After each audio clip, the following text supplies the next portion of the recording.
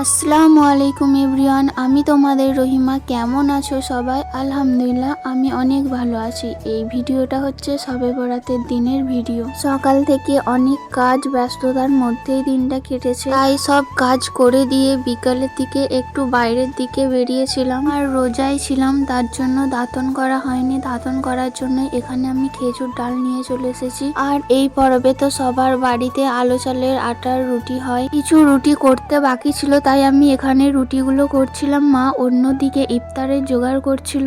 ইফতারের টাইম হয়ে গিয়েছিল, তাই রেডি হয়ে গেছি ইফতারের জন্য। ইফতারি করে মাগরিবের নামাজ পড়ে নিয়েছি। এই দিনটার জন্য আমরা অনেক দিন অপেক্ষা করে থাকি, অবশেষে আজকে সেই দিনটা চলে এসেছে। এই দিনটা তো খুবই গুরুত্বপূর্ণ ইবাদতের রাত। তোমরা এই রাতে কে কে নামাজ পড়েছো আমাকে অবশ্যই কমেন্ট করে জানিও। ভিডিওটা কেমন হয়েছে জানিও। দেখা হচ্ছে পরের ভিডিওতে। আল্লাহ হাফেজ।